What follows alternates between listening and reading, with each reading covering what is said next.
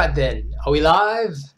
Ladies and gentlemen, welcome to Deviant Poetry. This is our first official reading, and I have awakened. Alright, so today we've got 7 new poets to read out. Actually, technically only 5, because 2 of them you already know. But what's going to happen is that before that, I have to give some thanks out. I know I'm the one that you see in all the videos, but really, thank you, Sakurai. You've been running the group absolutely smoothly. She's the one who handles like all your questions, runs the group, gets new members in, and all that. So I know you're seeing me in the video, but yeah, she's an amazing person. And if you need to learn how to improve your writing, talk to her. Like, I mean, she doesn't have a lot of time, but when she does, like, she can really help you. Like, she actually, how I got to know her was from editing my work. So yeah, she's good. And also another thank you to Vivacia18.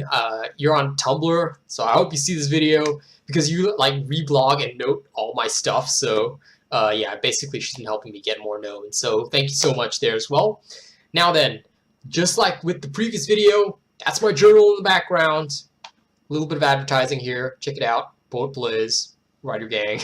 But basically, we're going to go through each poem one by one. I'm going to read them out, and then there will be a link in the description. And don't worry, today I learned how to check genders. So sorry, Spock's first one. I'm still apologizing for that.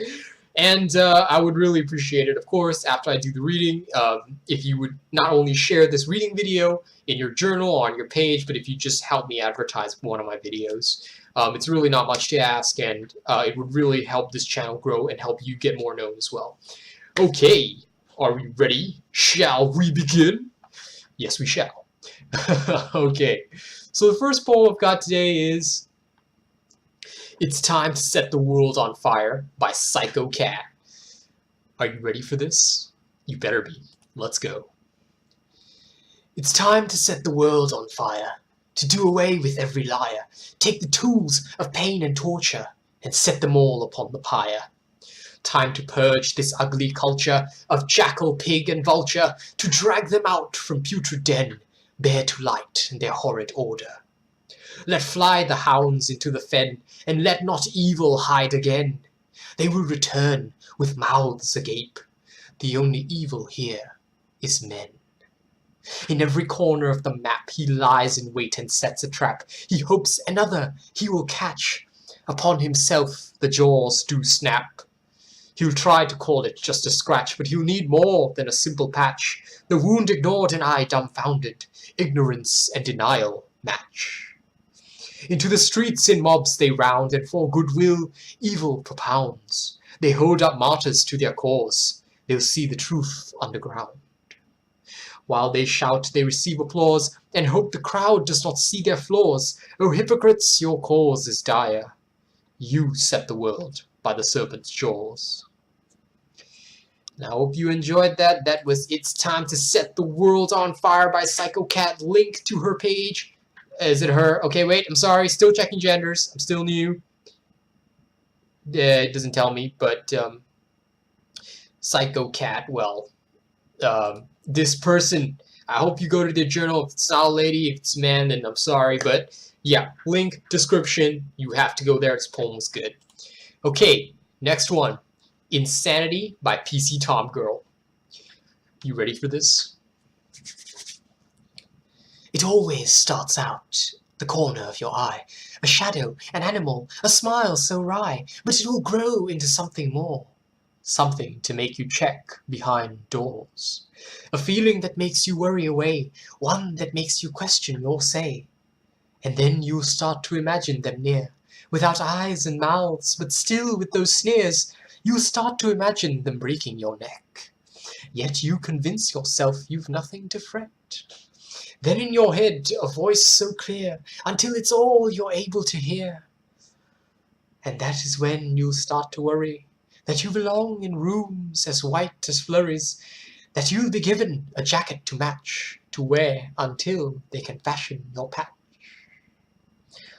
But those with insanity, I have advice to show. Just sit back and let the disease grow. Because things that grow don't wander places they shouldn't go.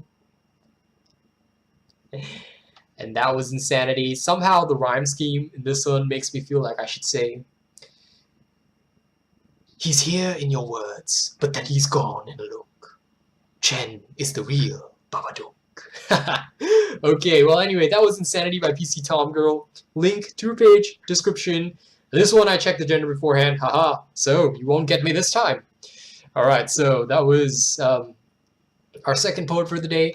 Third one, Behind a Thin Veil by Cat Servant.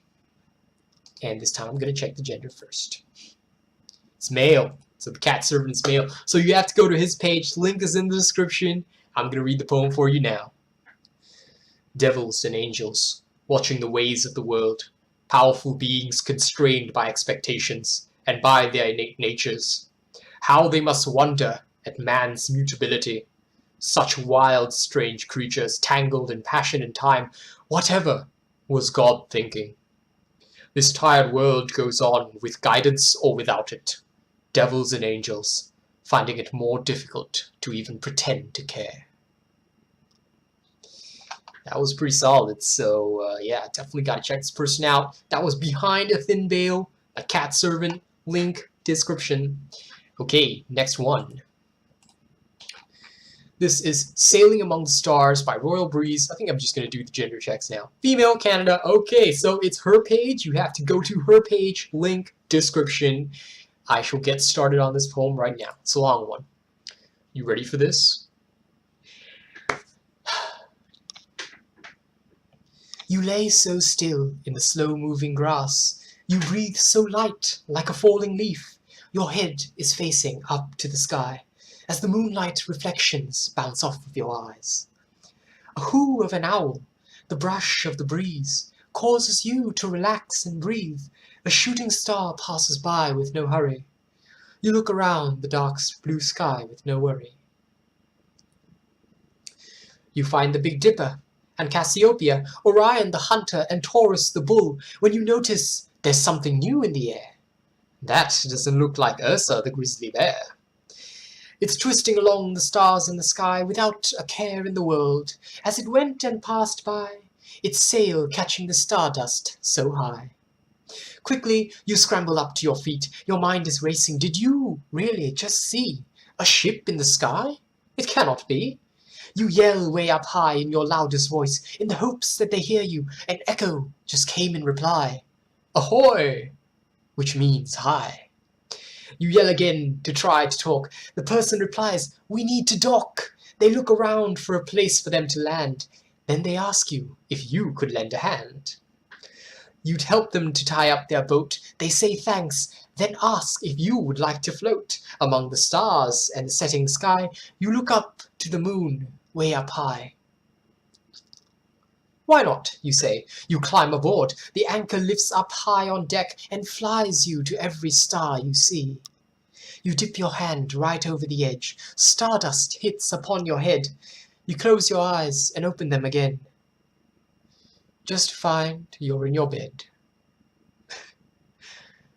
Damn, that's how dreams end, huh? Alright, well, that was Sailing Amongst the Stars by Royal Breeze. Check out the page, link, description. Now, I present to you a poem by Sakurai herself.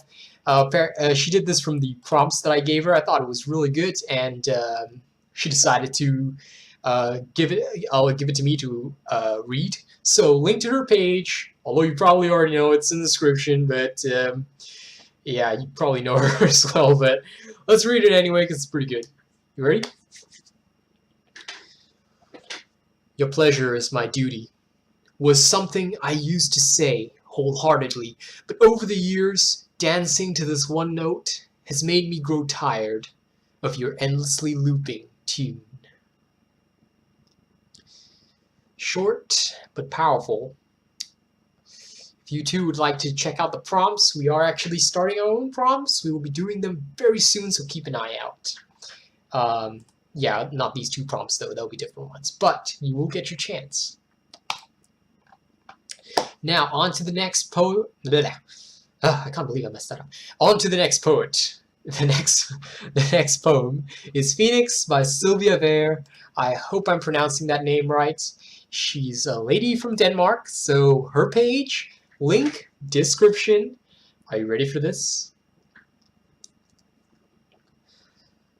I am stronger than I look, a hard truth disguised beneath soft flesh and brittle bones. I suffer from an alcoholic father, an illness for which there is no easy cure. But it has poured steel into the makeup of my molecules, sculpting a survivor from soft clay and the wax color of fear. It has taught me that I cannot be defeated, not by anything, but myself. I inherited my backbone from my mother, a pliable, rubbery thing that will bend and sway, but never break, never cave in on itself like something fragile.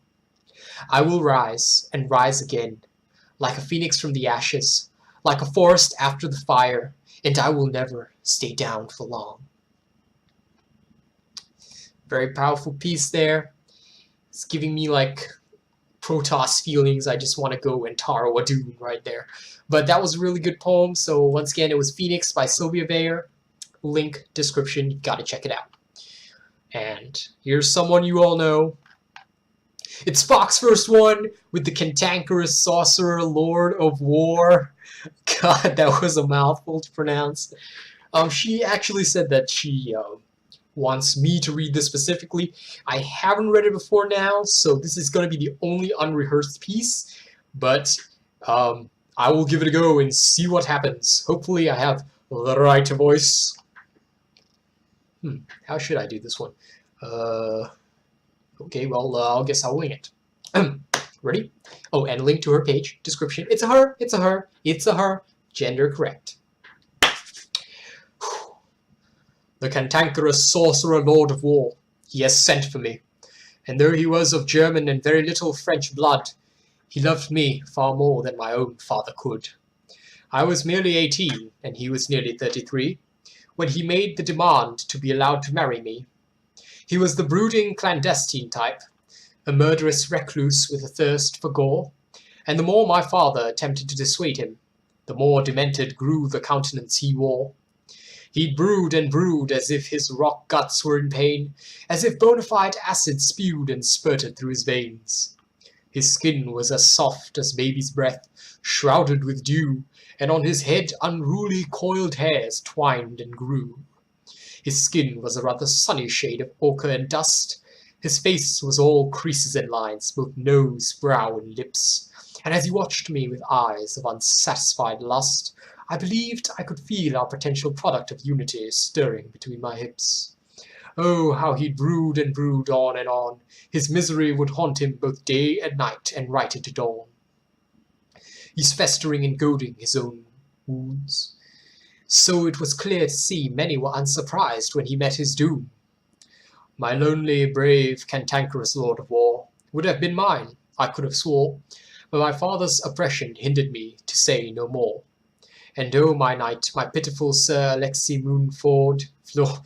Moonfloyd, ye who is the beginner of all things that destroy, you'd brood, fizz, fuss, fuzz, fume, and fester.